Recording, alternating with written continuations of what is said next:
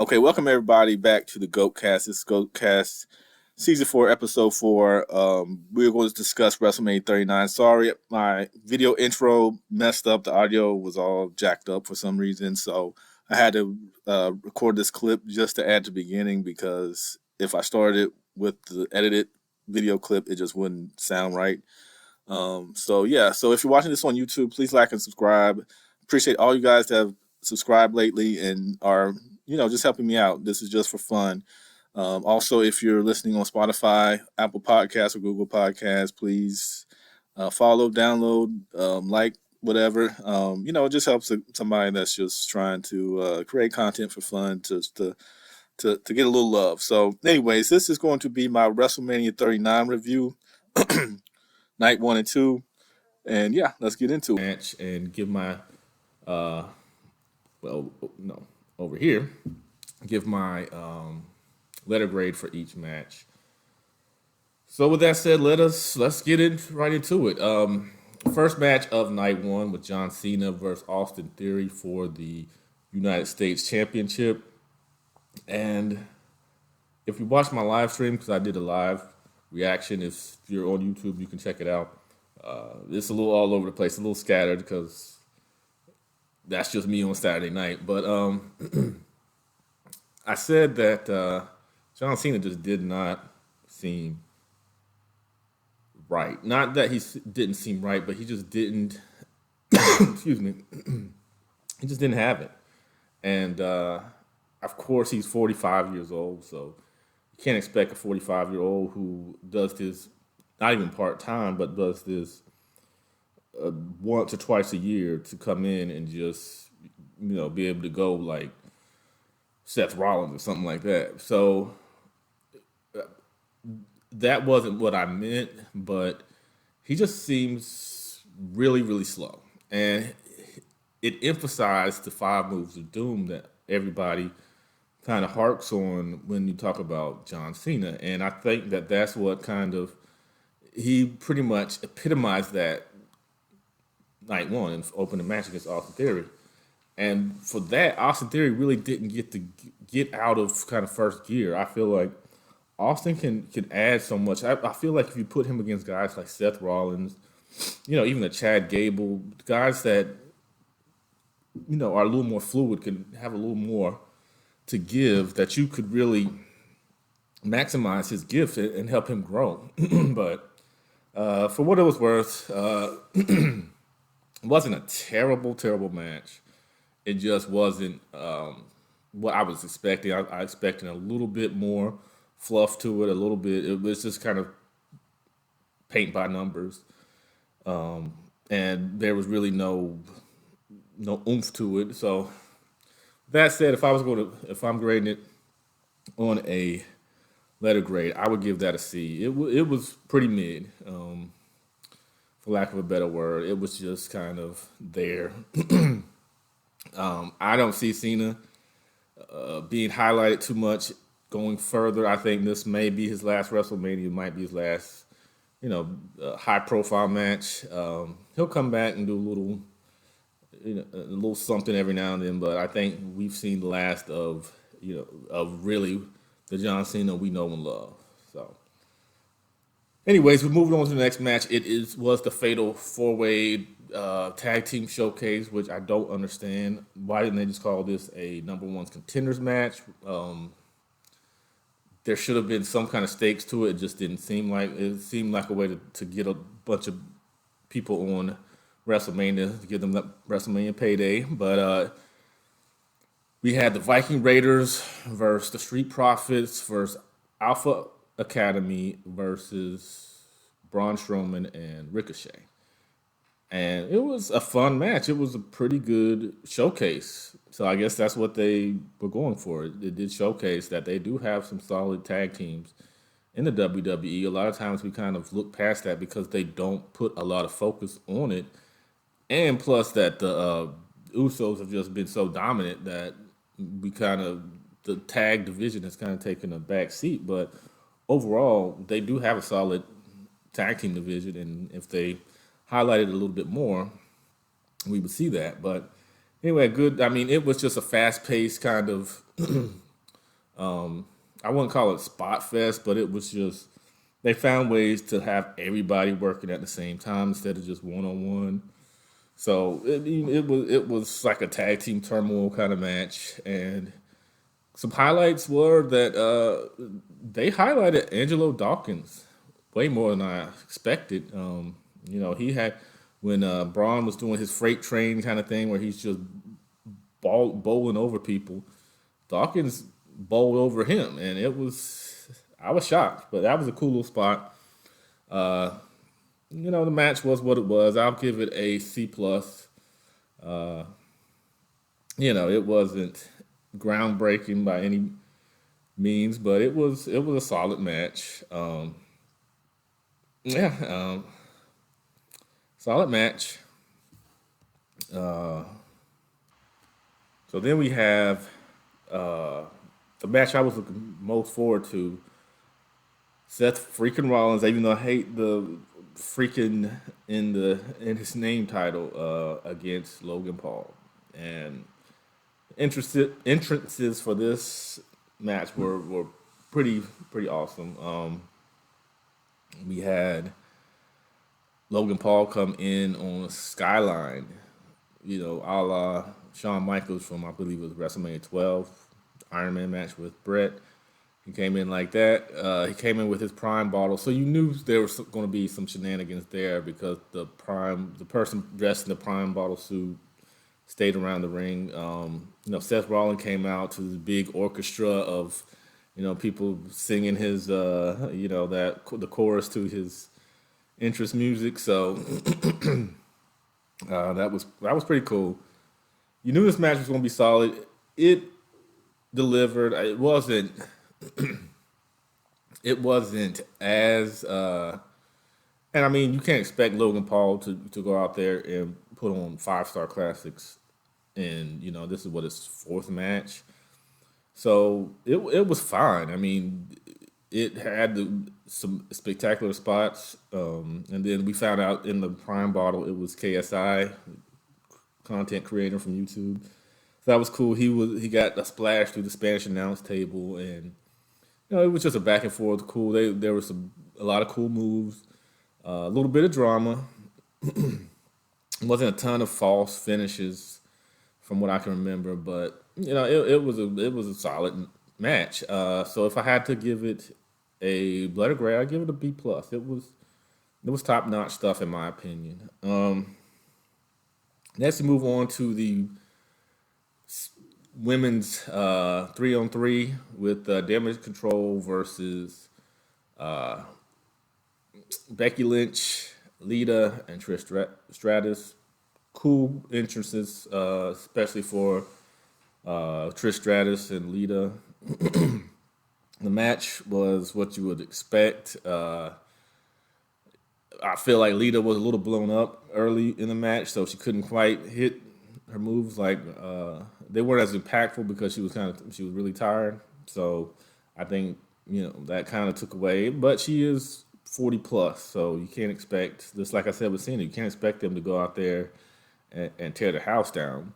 But for what it was, Trish, she was solid. I mean, Trish hit all her moves and was pretty fluid with everything. And the match, for what it was worth, was they did try some stuff. Not everything worked. It did get clunky at times, but for the most part, I thought it was a really, really good match. And it delivered. So my letter grade for this tag match is a B. I thought it was, even though it was probably on the lower end, I still feel entertained. I was entertained. Trish still looking good. So, B for the tag match. And then we move on to what I would say was one of the cooler moments of the night was Ray versus Dom. The entrances for both were spectacular. Dom going full prison convict coming out and the paddy wagon, whatever you want to call it, was great. And then Rey Mysterio coming out with Snoop and the Lowrider. We get Eddie Guerrero's theme music and then he comes out to his music. It was just great. I mean, the match was what you expect. It was a lot of antics. They spent a lot of time with Ray's wife and his daughter. Them interacting, and Dom just doing heelish things. The action wasn't at all that bad. Dom still isn't quite there when it comes to relying on him to do a lot of things. But for the most part, I enjoyed it. It was dramatic. Did have some emotion to it, so it was a solid match. I will give that also a B. It delivered. Like I said, it was nothing groundbreaking, nothing spectacular, but I enjoyed everything. I enjoyed most of it. Moving on, I'm not even gonna talk about the Pat McAfee Miz stuff. Pat McAfee got involved and he had a little match with the Miz. He won. It was just a little cool down moment for the show, and then we go to the main event of night one. A match everybody's been dying to see: Sami Zayn and Kevin Owens versus the Usos. And entrances were kind of basic to me. There was nothing. They didn't go overboard with those entrances. And the match was great. That's all I can say. A lot of drama. But my only complaint was there was a ton of super kicks. And I don't mind when you do one move over and over, but when it's just overdone, the fact that every move in concession is a super kick, you're like, well, can you do anything else? You had like several sequences where it was just kicks.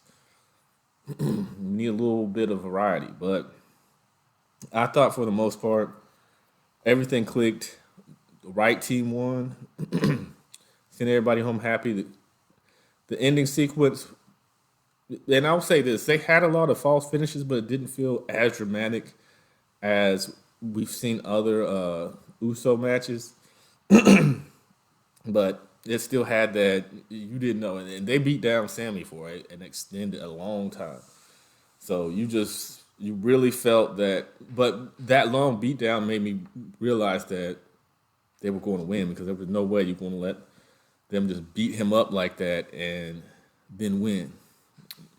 But they did trickle a few times. They hit the 1D, the day one, and you thought maybe it was over because no one's kicked out, but Sammy kicked out, and then Sammy hit Jay with 3 Haluga kicks, and that was the match. They had him and Sammy and Jay had a little interaction where I guess he was saying, I don't know what he was saying to him, but I guess he was getting him back for betraying him and everything like that. So great way to end night one. I would definitely give this match an A. It delivered. It kept me on the edge of my seat.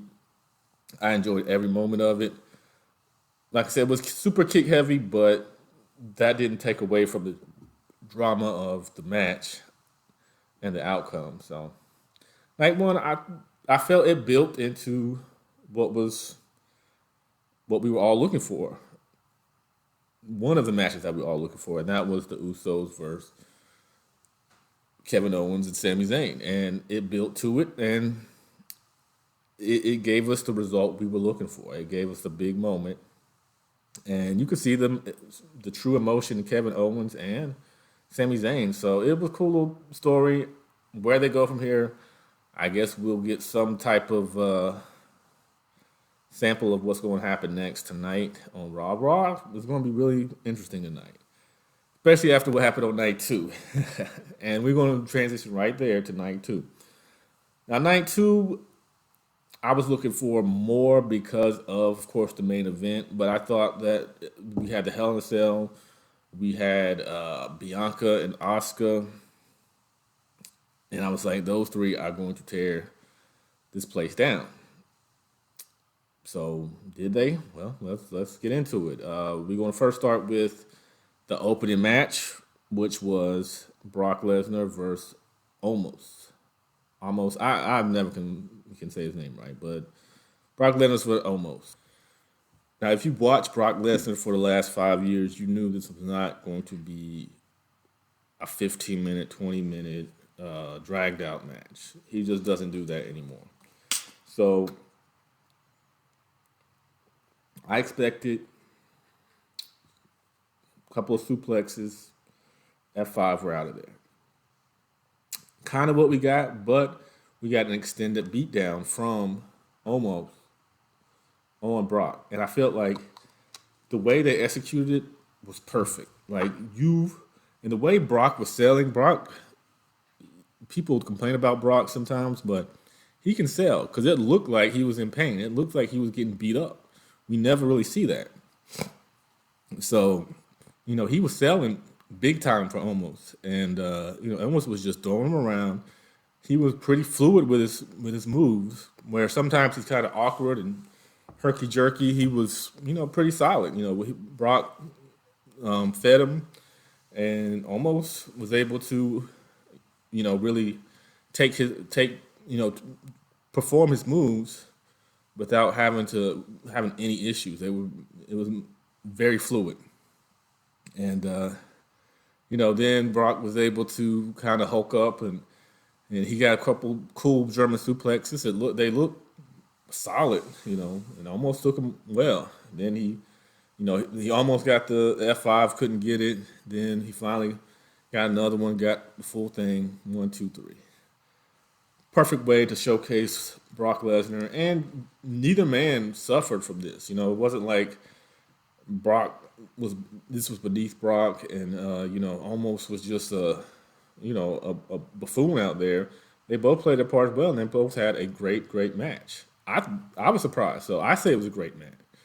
I know some people will talk about it because of how short it was, because there was a ton of there was not any chain wrestling or long submission holds or anything like that. It was just it got to the point pretty quickly. Nothing wrong with that. I'm giving it a B plus. I was extremely entertained by it, and I thought it was well executed.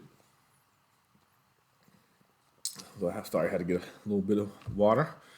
So moving on, we have the women's showcase match, and if I was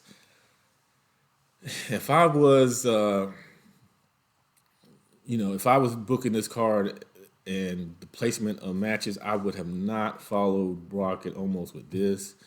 This seems like a match you would put elsewhere to kind of bring the crowd down, to give them some time to kind of get a breath. Because, Brock and Omos wasn't that long, and it wasn't, where they were up and down and just, a lot of action. But that's not my call.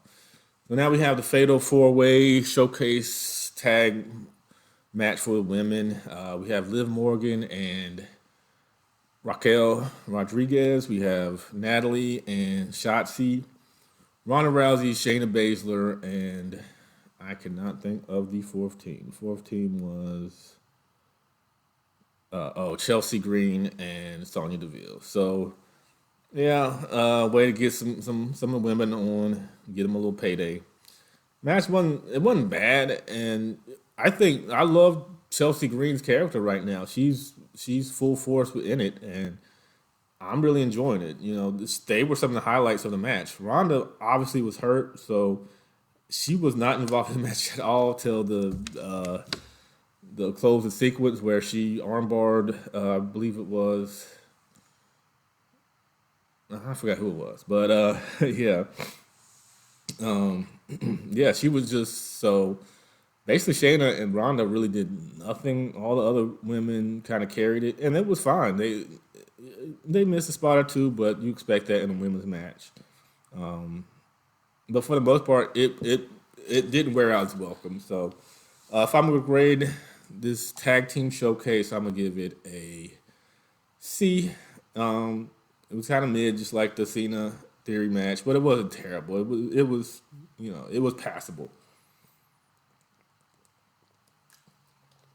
Excuse me again. So now we are moving to, when you talk about bangers in the dictionary, they will link you to this next match which was the Intercontinental title match between Gunther, Drew McIntyre, and Sheamus. And man, those guys just beat each other up for I don't know if it was 16 minutes, 20 minutes, whatever it was. It didn't seem super long. You know, they had a lot of just brawling where they just beat each other, just slapped each other, uppercuts, just big fists and forearms to the chest. It was just it was a big man match. You don't see a lot of those nowadays, but excellent match, start to finish. I still don't like triple threat matches where the guy rolls out and it's just outside for a long extended period, and the other two go at it. You know, but it adds to the drama, and it added to this match. I thought that this so far was the match of Mania. And and as I say that, I forgot that I missed the match from night one. So I'm going to go through that match right after this, after I get my letter grade for this. But this match, triple threat for the IC title. Gunther wins, retains, gets his big moment. They make him feel important and all of that. Definitely A+. Knocked it out the park. I don't really have any. There was no botches really. Everything was smooth in a way where it wasn't always smooth, but that's what you expect when big men are just going at it. So yeah, so A+ for the triple threat. All three guys brought it. Was a little odd that Drew took the pin. He was fans were more into Sheamus, and I'm looking at a heel turn for Drew soon, which I think is needed because he does need to freshen up his character a little bit. Does have contract not issues, but he's got a contract ending soon. Soon being 2024 sometime. So maybe that'll play into it. I definitely think he needs a character refresh, and a heel turn will be great for him. Now I feel terrible because I missed another great match. When I said match of Mania, that's when I thought about the match that I forgot from night one, and that was Rhea Ripley versus Charlotte Flair. How could I forget that? But anyway, that happened on night one. That happened right before the McAfee bid stuff. So I guess that just was in my brain, and so anyway, phenomenal match. It was what you'd expect. The one thing, Charlotte showed up, and certain sequences, you could tell she was into it, and I think she might have been a little bit angry that she had to drop the title because she was laying into some of her stuff a little bit more than you see some Charlotte do sometimes. And this felt like the IC title match because it wasn't the smoothest, and you don't expect just fluid movement when you have a big woman like Rhea Ripley, a strong woman that she's going to use her strength. And Charlotte, she goes for it. So some of her moves, sometimes don't always come off pristine, but she hits them and they look good and they look like they hurt. And that's what happened here. Great match. Rhea Ripley becomes the new SmackDown Women's Champion. We'll see how that works when it comes to Judgment Day because they are on Raw. Will she pull double duty? Who knows? But kudos to her. Great match. I will give that an A. It wasn't an A+. It wasn't quite perfect, but definitely up there as far as the Mania matches this year and Mania matches in general, especially for women. So moving on. With that said, we're moving on to the Raw Women's title, which happened on night two, which was Bianca Belair versus Asuka. And the build to this was not great. So I was just like, since the build isn't that great, this is going to be a phenomenal match because they can bring it. So they've got to compensate for the not so great build. And I don't think they quite knocked it out of the park. Bianca's matches with Sasha Banks and last year with Becky Lynch were phenomenal. This year, her and Asuka just, this is where house shows and things like that really, really benefit certain wrestlers because it helps them to get comfortable with each other. I know we're in an age where they have performance center, they can do different things, and kind of call out, or work out their match beforehand. But it just didn't feel. It felt clunky, and it just didn't. Certain things they were trying to do just didn't work, and they would try to adjust, and the adjustments just didn't work sometimes. I mean, the match, there was nothing wrong with the match.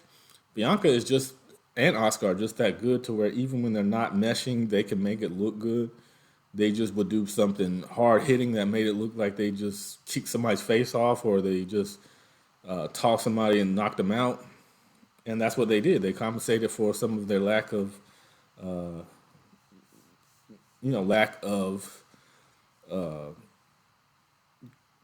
fluidity, for lack of a better word.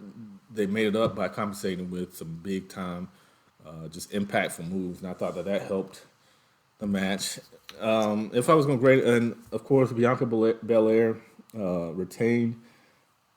I know a lot of people were hoping for an Asuka big win at WrestleMania. She's kind of gotten the broad end of that for the last couple of years, but I don't think they're ready to give up on Bianca, and I just don't see.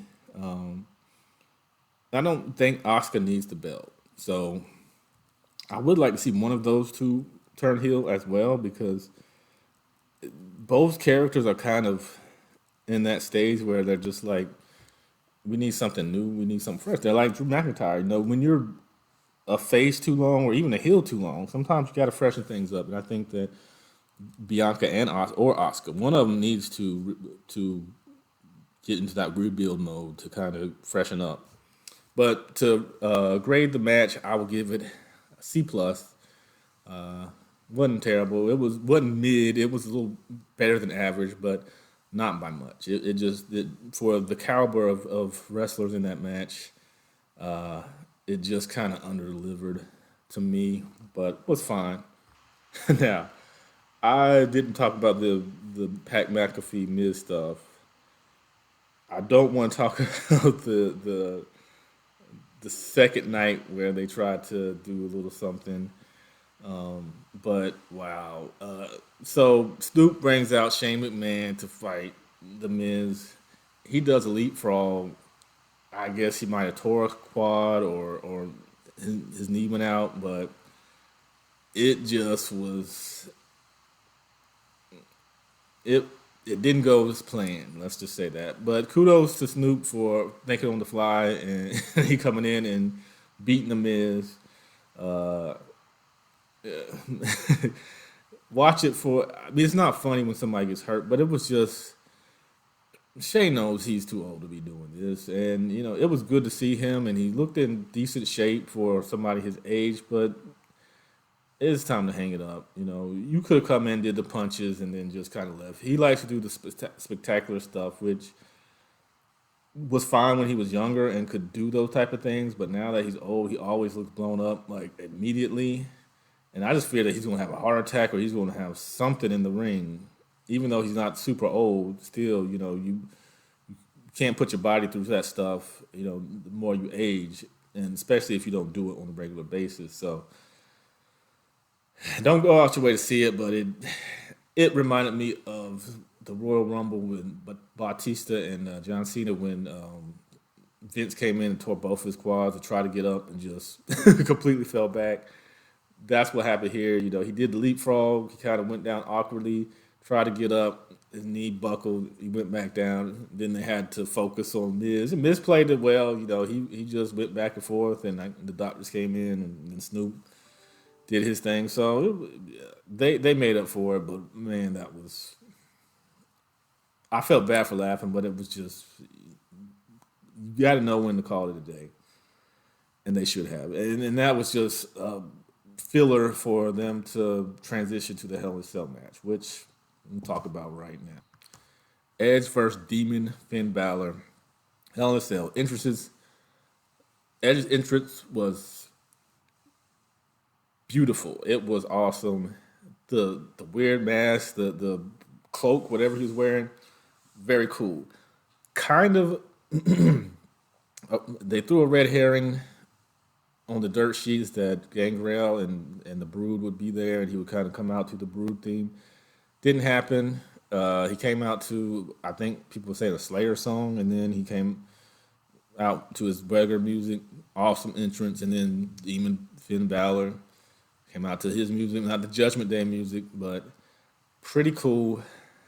And then we get to the match. Hard hitting match, but it had unfortunately a spot where Edge threw a ladder at Finn Balor and it busted him open hard way. So they had to, so the no blood policy, even though you couldn't really see it, but you could see where he was dripping blood onto the mat. So they had to stop the match, and Edge was doing just stuff to kind of, pass the time. Looked like he was still in battle mode while they were tending to the cut on Balor, which kind of took the crowd out of it. Before that, it wasn't the smoothest. It was a lot of weaponry. It wasn't a lot of wasn't a lot of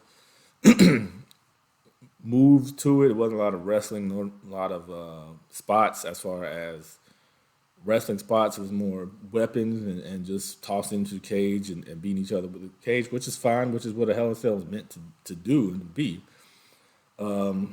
Cool spot where Finn Balor found a platform on the side of the cage, which was convenient, but he was able to climb up there, and he had Edge on the table to do a coup de grace, and but missed, stomped through the table, and Edge was able to take over. Edge wins.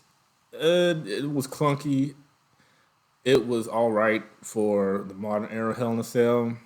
Edge tried to make it more brutal than you normally see nowadays in Hell in a Cell, but it was just that blood thing that they had to stop. That kind of hurt the momentum, and they just never got it back from there. Maybe I don't know if Finn was slightly concussed or what was going on, but it just never hit that high gear. I'm gonna give it a B minus.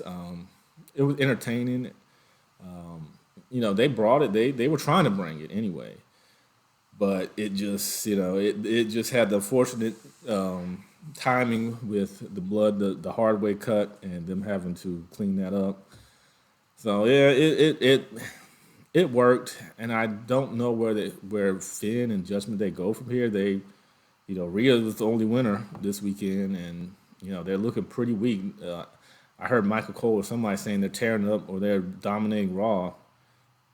I don't see it. They usually lose. They lose a lot. So I don't know where they go from here. I don't know if they kind of have a semi-split where Rhea just maybe Rhea takes Dom with her to SmackDown, and then Finn starts his singles thing, and Damian can or they can do a tag team, something. But Judgment Day just there's nothing left for Judgment Day, so I think it's time to kind of slowly. They don't have to up and just break up immediately, but I think there should be a transition of them kind of moving to their own thing, going forward into this field. The night after WrestleMania seems like a fresh start for WWE, so they can start fresh. And I think there's a lot of characters and wrestlers that need freshening up, so this will be a good time to do that. Now that brings us to the main event of the night, which was the match that we all kind of knew would have a lot of shenanigans, a lot of bells and whistles, but we all knew the outcome because WWE and just everything pointed to this being Cody's night. And even the entrances and him holding his, I believe it was his daughter, him holding his daughter and kissing his wife and kissing his family, and which was cool. Luke Harper from the Wyatt family, who passed away, John Huber, his son was there, who was signed to AEW. That was a little weird, but he was there and he gave him his belt, and it was just like the perfect setting for a Cody win.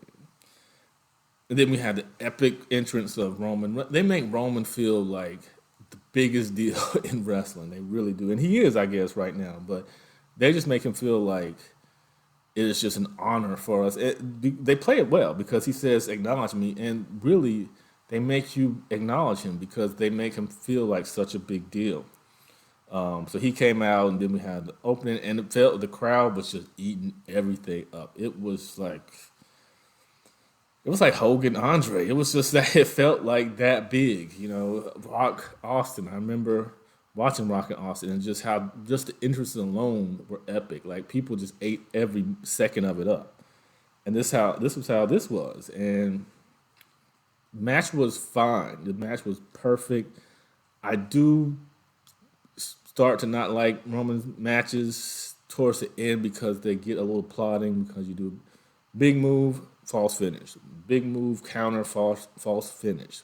Big move, counter, other counter, ref bump, false finish, run in, shenanigans, and that's kind of how this built up, this crescendo to where, the Usos came in. Well, first, Solo was out there. He got kicked. He got dumped by the ref. He had to get out of there. And then as the match progressed, as it was getting to the climax, and Cody and Roman were having an excellent match. It wasn't just finish a move, pin, finish the move, pin. It was, they were out there going. Roman can go, and the Usos came and attacked. You knew that was coming, but what you'd expect, Kevin Owens and Sami came and fought them off, and then we had false finish after false finish, and it looked like Cody was down and out, and he kicks out. Then he gets Roman into Crossroads. He hits one. He hits two. Then I'm like, why is he stalling? So Heyman comes up on the apron, distracting the referee, and I'm like, he's holding Roman too long. Something's going to happen. And of course, Solo comes back in with the hoodie on, does the spike, and Cody goes down. And I'm like, there's no way this is how they're ending it. There's no way. And Roman lays on him. 1, 2, 3. You could hear hearts just simultaneously breaking. When they showed the crowd, you deflated that crowd so much because everybody knew what was going to happen. Now, what y'all can't fault WWE for is being predictable, because even I was upset. I was mad for a little while because I just knew Cody was going to win. And they set it up perfectly for him to win. But then I thought about it. It was set up too perfectly, like I just said. And usually they go through with it, but tonight they didn't. And I had problems with it at first, but I have no problems with that because the chase felt too easy for Cody. He was beating everybody. He was one-upping Roman almost every encounter they had. He was just the golden boy, golden child. And I think that they threw us off with that. They made us feel like this was in the bag. Cody was the new champion, and we were just going to witness it, and Roman was going to fall, and that didn't happen. And as deflated as I was at the time, I was like, I know Triple H's music is about to hit, and he's going to be like, no, restart the match. Or I knew something, Adam Pearce, somebody was going to it was going to pop the crowd huge when they come out and say no, reviewing he cheated. Solo was kicked out. He can't do that. Restart the match. But that didn't happen because once they started doing the pyro, I was like, Roman won. So my letter grade for this match is I want to give it an A plus, but I can't. Um, I don't think the ending was perfect. I felt like it needed a little bit more. Like he did the Samoan spike, but I felt like a Roman spear or something else to really, put Cody away would have, just amplified that a little more. So that's why I'm gonna drop it down to an A. It you couldn't turn away from that match because you just never knew what was going to happen. Both guys brought it. Both guys were great. A great way to end night two. Night two was a little less than stellar than night one. Night one kind of was built a little stronger. It started good, and well, it started kind of mediocre, but it got better as it went along. I felt like this one, you had midway, you had the IC title match, and then nothing else just quite, touched that match. So you had that excitement of that match, and everything else just kind of paled in comparison, other than the main event, which I felt was on that level, but just the finish was, to me, was just a little flat. After all Cody's gone through, after everything, I felt like he needed to be really put down to be pinned the way he was. But that's just my opinion. So, yeah, that's my WrestleMania 39 review. Thoroughly enjoyed it. Triple H is doing a pretty good job, I'll say. It did have some duds. And what's going on with Bray Wyatt? Hopefully we'll find out at some point. I don't know if he's coming back. I just think his return has just been a dud, and I just don't see him recovering from this. It's sad because Bobby Lashley was just rendered to a short. He brought out the Andre the Giant Battle Royal title, whatever, and that was it. I thought he had an open challenge, but I guess they were running low on time, so he just didn't even do anything. But yeah, all in all, great 2 night of wrestling. Stories were told well. I think we were able to end some stories, and hopefully we'll extend one story. Hopefully Cody, I know it's unheard of, but it's happened before that you get a title match the night after on Raw. I don't know if Roman's going to do that, but I don't know. I think Cody's going to win that belt. I just thought you would put it on him on the biggest stage to give him that, but they didn't.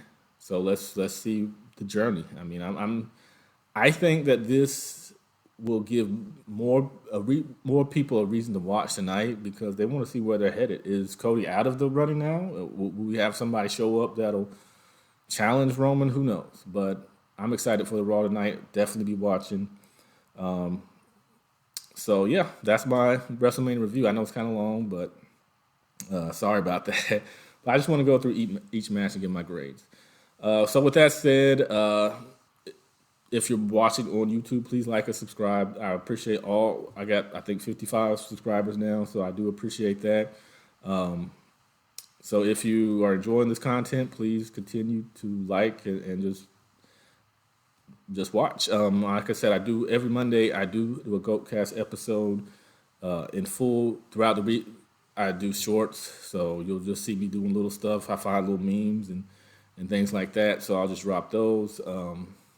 Mandalorian season 3, I do a little small, quick reaction on shorts every Wednesday. So look out for that. Once again, if you're watching on YouTube, please like and subscribe. If you're watching anywhere else, Spotify, Apple Podcasts, Google Podcasts, please follow, download, just help me out. So, so I appreciate you guys. I hope I didn't wear out my welcome. I'm using some new stuff, so hopefully you like the production value a little bit. I'm trying to. My daughter's always making fun of me because everything looks so low budget. Which, hey, I'm doing this for fun. I'm not making any money off of this. But hopefully, you guys like it a little bit more. It's a little less clunky and just thrown together. So I try to up the production value. So, anyways, I'm gonna get out of here and hope you guys enjoyed. Next week, I'm not sure. I may do because that will be. I think next week's the last week of the NBA, so I may do an NBA talk. Waiting on the new anime, Boruto, Dragon Ball Super, stuff like that. But we may do an anime corner. Just depends on what's going on during that time. But everybody enjoy the rest of your week. Have a happy Easter. If you celebrate that, and yeah, watch Raw tonight because I think it's going to be pretty good. I think we're going to have some interesting things happen. So yeah, check you guys out later. See you next week, and if you're on YouTube, check out the shorts. It helps me out a lot. Appreciate it. Have a good one.